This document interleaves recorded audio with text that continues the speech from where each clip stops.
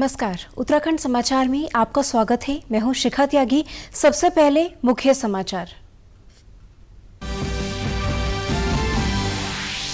ईमानदारी से कर चुकाने वालों को केंद्र सरकार की सौगात। प्रधानमंत्री कल करेंगे पारदर्शी कराधान ईमानदार का सम्मान मंच का शुभारंभ। आयकर विभाग के कामकाज में दक्षता और पारदर्शिता लाने के लिए सीबीडीटी की पहल।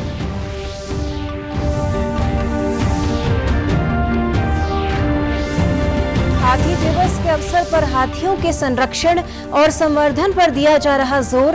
हरिद्वार के राजाजी नेशनल पार्क में हाथी कॉरिडोर के काम ने पकड़ी रफ्तार। हाथियों की सुरक्षित आवाजाही के लिए फ्लाईओवर निर्माण के साथ हाथियों के लिए की गई रेडियो कॉलर की व्यवस्था। अंग्रेजी हुकूमत के खिलाफ आजादी की लड़ाई में सक्रिय रही देहरादून की स्वतंत्रता संग्राम सेनानी ओम कुमारी। 93 साल की उम्र में साझा की आंदोलन की कहानी। कहा, महज 15 साल की उम्र में अंग्रेजों के खिलाफ बोला था हल्ला। और उत्तराखंड में एक बार फिर भारी बारिश का रेड अलर्ट। अगले 48 घंटों में प्रदेश में कई हिस्सों में हो सकती है भारी से बहुत भारी बारिश। कहीं कहीं पर आकाशीय बिजली गिरने की भी संभावना। अब समाचार विस्तार से। प्रधानमंत्री नरेंद्र मोदी कल ईमानदारी से कर चुकाने वालों के लिए पारदर्शी कराधान ईमानदार का सम्मान वेब पोर्टल का शुभारंभ करेंगे। प्रत्यक्ष कर सुधारों की दिशा में सरकार के महत्वपूर्ण उपायों के अंतर्गत इस पोर्टल की शुरुआत वीडियो कॉन्फ्रेंसिंग के जरिए की जाएगी। केंद्रीय वित्त एवं कॉरपोरेट कार्य मंत्री निर्मला सीतारमण और वित्त एवं कॉरपोरेट कार्य राज्य मंत्री अनुराग सिंह ठाकुर भी इस अवसर पर उपस्थित रहेंगे। आयकर विभाग के अधिकारियों और पदाधिकारियों के अलावा विभिन्न वाणिज्य मंडलों, व्यापार संघों और चार्टर्ड अकाउंटेंट संघों के साथ साथ जाने माने करदाता भी इस आयोजन के साक्षी होंगे। केंद्रीय प्रत्यक्ष कर बोर्ड सीबीडीटी ने हाल के वर्षों में प्रत्यक्ष कर प्रणाली के क्षेत्र में कई बड़े सुधार किए हैं। पिछले साल कॉर्पोरेट कर की दरों को 30% से घटाकर 22% किया गया था। नई विनिर्माण इकाइयों पर कर की दर 15% कर दी गई। लाभांश वितरण कर को समाप्त कर दिया गया है। इन सुधारों का मुख्य उद्देश्य कर की दरों में कमी लाना और प्रत्यक्ष कर कानूनों को सरल बनाना है। मुख्यमंत्री त्रिवेंद्र सिंह रावत ने सचिवालय के अनुभागों की कार्यप्रणाली के सुधार के निर्देश दिए हैं। मुख्यमंत्री ने राज्य सचिवालय के अनुभागों में पत्रावलियों के निस्तारण में आवश्यक विलंब के लिए उत्तरदायी कार्मिक के खिलाफ कठोर कार्रवाई किए जाने के निर्देश दिए हैं। उन्होंने कहा कि ऐसे प्रकरणों में मात्र स्थानांतरण किया जाना ही काफी नहीं है। सचिवालय में पत्रावलियों का निस्तारण समयबद्धता के साथ हो, इसके लिए उन्होंने लोक निर्माण, सिंचाई, आवास, खनन, आबकारी और पेयजल अनुभागों में निर्धारित अवधि से अधिक समय तक कार्यरत कार्मिकों को 1 सप्ताह के अंदर स्थानांतरित करने के निर्देश भी दिए। मुख्यमंत्री ने ई फाइलिंग को सीएम डैशबोर्ड से लिंक किए जाने, लंबित प्रकरणों का निर्धारित समय सीमा के अंदर निस्तारण करने के निर्देश देते हुए एक लक्ष्य लेकर पहले लोक निर्माण विभाग, सिंचाई, ऊर्जा, कार्मिक और गृह विभाग की ई फाइलिंग तैयार करने को कहा है। कार्मिकों का वार्षिक मूल्यांकन जरूरी किए जाने और बेहतर कार्य करने वाले कार्मिकों को पुरस्कृत किए जाने की व्यवस्था करने के भी मुख्यमंत्री ने निर्देश दिए। मुख्य सचिव ओम प्रकाश की अध्यक्षता में जीएसडीपी का 2% अतिरिक्त ऋण सुविधा प्राप्त किए जाने के संबंध में बैठक आयोजित की गई। बैठक में बताया गया कि केंद्रीय वित्त मंत्रालय द्वारा निर्धारित 4 क्षेत्रों में सुधार करने पर सुविधा प्राप्त की जा सकती है। इसके लिए राज्य को ईज ऑफ डूइंग बिजनेस के अंतर्गत जिला स्तर के business reform, one nation one ration card, शहरी निकायों के सुदृढ़ीकरण में संबंधित रिफॉर्म्स के साथ ही पावर सेक्टर से संबंधित रिफॉर्म्स किए जाने होंगे। ये रिफॉर्म्स दिसंबर 2020 तक किए जाने होंगे। इनके आधार पर ही राज्य को जीएसडीपी के 2% अतिरिक्त ऋण लिए जाने की सुविधा का लाभ मिल सकेगा, जो लगभग 4600 करोड़ अनुमानित है। मुख्य सचिव ने अधिकारियों को निर्देश दिए कि सभी अपने विभागों से संबंधित रिफॉर्म को निर्धारित समय में पूरा करने के लिए ठोस एक्शन प्लान बनाएं और एक्शन प्लान के अनुसार प्रगति की निरंतर समीक्षा करें। हाथियों के संरक्षण और संवर्धन को ध्यान में रखते हुए हरिद्वार के राजाजी नेशनल पार्क में हाथी कॉरिडोर को पुनर्जीवित करने का काम किया जा रहा है। विश्व हाथी दिवस के अवसर पर वन्य अधिकारियों ने बताया कि मोतीचूर में निर्माणाधीन फ्लाईओवर के बनने के बाद वाहनों का आगमन फ्लाईओवर के ऊपर से होगा ताकि हाथी नीचे से निर्बाध घूम सकेंगे। जो हाथी जो इधर आबादी क्षेत्र में जा रहे हैं या इधर उधर से जा रहे हैं डिस्टर्ब नहीं होंगे। रात में ट्रैफिक भी जो है फ्लाईओवर से निकलेगा तो उनको डिस्टर्ब नहीं होगा, वो आराम से फ्लाईओवर के नीचे से जा सकते हैं। इससे कन्फ्लिक्ट बहुत कम हो जाएगा। वन्य जीव प्रतिपालक कोमल सिंह ने बताया कि मोतीचूर से चीला रेंज को जोड़ने वाले महत्वपूर्ण कॉरिडोर को बाधा मुक्त बनाने के लिए रायवाला के पास खांडवा गांव को खाली कराकर 31 परिवारों का पुनर्वास कर दिया गया है। साथ ही नजदीकी मिलिट्री के डंपिंग यार्ड को भी हटाने पर सहमति बन गई है।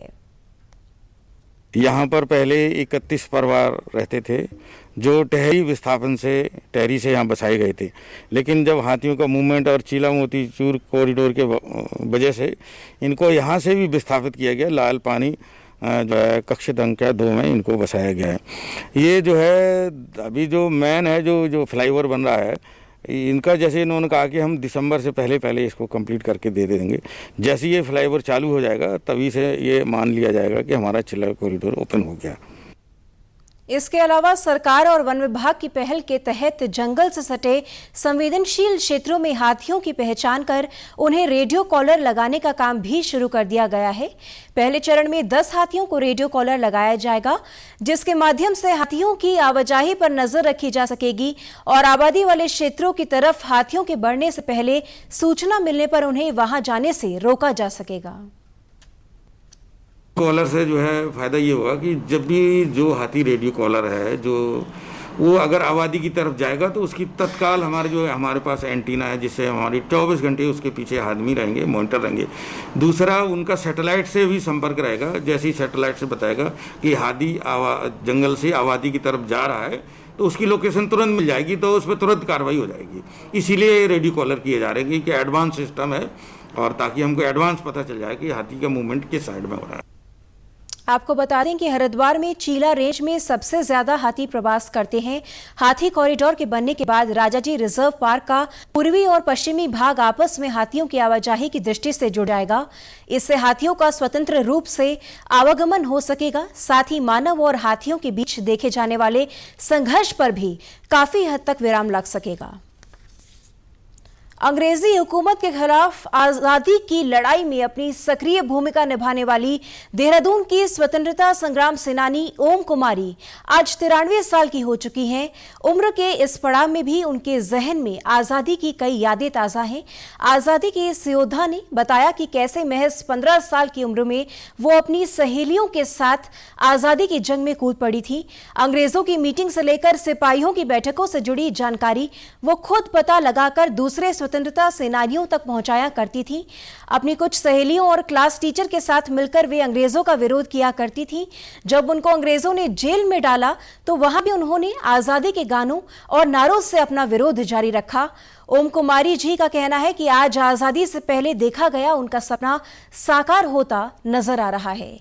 देश गरीबी, भुखमरी, बेरोजगारी जैसी समस्याओं से पूरी तरह मुक्त हो और सभी को स्वास्थ्य सुविधाएं मिल सके, उनकी ये कामना आज पूर्ण होती नजर आ रही है। वो अंग्रेज उनके काउंसिल में थे, उनको काम नहीं करने दिए। काम छोड़ो, हम इंडियंस करेंगे और कोऑपरेशन नहीं करेंगे। बस काफ़ी लड़के थे, 8-10 लड़की। एक टीचर थी मिस लक्ष्मीपति, वो हमारे स्कूल में टीचर थी, वो भी थी साथ में। हाँ, तब वही से यही होता था कि सीआईडी बैठी रहती थी, हम लोग इधर से उधर मैसेजेस पहुंचाते थे और मीटिंग्स होती थी बस। स्वतंत्रता सेनानी ओम कुमारी की बेटी उषा गौड़ को मां की उपलब्धियों पर गर्व है। उनका कहना है कि मां ने कभी नहीं जताया कि उन्होंने स्वतंत्रता की लड़ाई लड़ी है, बल्कि दूसरों ने आकर उनकी बहादुरी और देश की आज़ादी से जुड़े उनके किस्से साझा किए। उषा गौड़ का कहना है कि मां से उन्हें अनुशासन में रहना और विपरीत परिस्थितियों से कैसे लड़ा जाए, ये सीखने को मिला है। कोरोना संक्रमण के बीच टिहरी जिले के चंबा विकास खंड के चोपड़ियाल गांव के 4 युवाओं ने उद्यान विभाग की मदद से स्वरोजगार की राह चुनी है। गांव में सब्जी का बाजार न होने के कारण इन युवकों ने किसानों से सब्जी खरीदकर शहर के डाइजर में विभागीय मदद से स्थापित स्टॉल में सब्जी बेचने की शुरुआत की है। इस कार्य को कर रहे धीरज डबराल ने बताया कि कोरोना संक्रमण के चलते वे मई माह में घर आ गए थे। नौकरी न होने के कारण वे बेरोजगार थे। ऐसे में गांव के 3 अन्य युवाओं के साथ मिलकर उन्होंने किसानों के उत्पाद को बाजार उपलब्ध कराया। उन्होंने हमें यहाँ पे एक स्टॉल लगाने की जगह दी है, जिसके करके हमें यहाँ पे लगभग पिछले 1 से 1.5 घंटे में हमने 4 से 5 हज़ार की सब्जी यहाँ पे बेच दी है। तो इससे काफ़ी हमें मदद मिली है। अभी हम फिलहाल इसमें 4 लड़के जुड़े हुए हैं। युवाओं के इस प्रयास से जहां किसानों को सीधा लाभ मिल रहा है, वहीं उन्हें अच्छी आमदनी भी हो रही है। चारों युवाओं की इस पहल को प्रोत्साहित करते हुए जिलाधिकारी मंगेश घिल्डियाल ने जिला प्रशासन की तरफ से हर संभव मदद का भरोसा भी दिया है। सबसे अच्छी बात है, देखिए सबसे अच्छी बात है कि जो यहाँ पर सब्जी के लिए ये ऑर्गेनिक सब्जी हमारे डिस्ट्रिक्ट की सब्जी है और आसपास के गांव में जो भी आजकल सब्जी के क्षेत्र में प्रोडक्शन हो रहा है उसको यहाँ पर ये ला रहे हैं उद्यान विभाग की मदद से। तो मुझे लगता है बहुत अच्छा इनिशिएटिव है।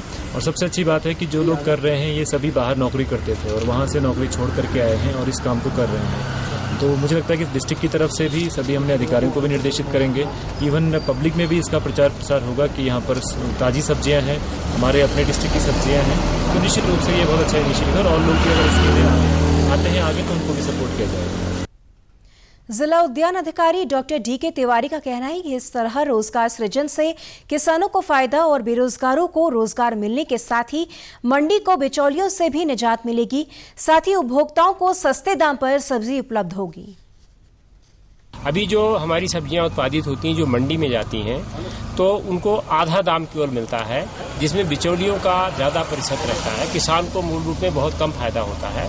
तो इसमें 2 चीज़ें हैं, एक तो किसान को जितना मिलता था उसे 1.5 गुना मिलेगा, बीच में जो पैसा बिचौलियों को मिलता था वो हमारे प्रवासी भाइयों को मिलेगा, जिसके लिए उनका एक रोजगार सृजन होगा, उनको भी आमदनी होगी। तीसरा फायदा ये है कि ग्राहकों को ये फायदा है कि बाजार से उनको 5 रुपये 10 रुपये किलो सस्ता मिल रहा है। साथ ही साथ उनको जैविक और ताजी सब्जियां मिल रही हैं, जिसको खाने से उनका स्वास्थ्य अच्छा रहेगा। तो इस प्रयोग से 3-4 तरह से लोगों को फायदा हो रहा है।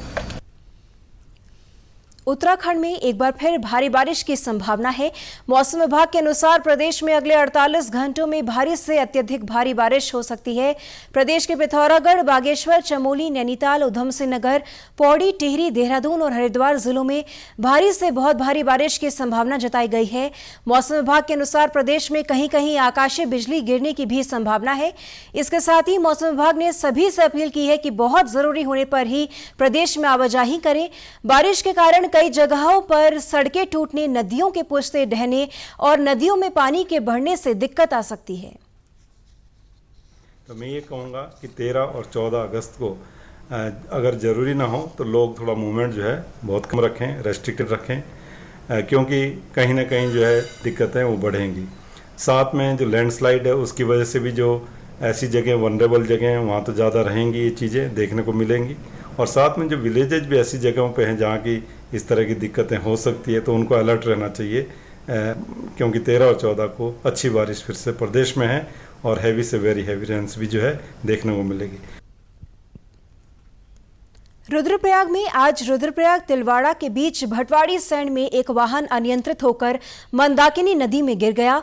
वाहन में 4 लोग सवार थे। दुर्घटना में 2 व्यक्तियों की मौके पर ही मौत हो गई, जबकि एक अन्य घायल को जिला अस्पताल से श्रीनगर के लिए रेफर कर दिया गया। वहीं एक अन्य व्यक्ति लापता है। समाचार दिए जाने तक रेस्क्यू जारी था। बताया जा रहा है कि सभी लोग नारी गांव के रहने वाले थे और अपने गांव जा रहे थे।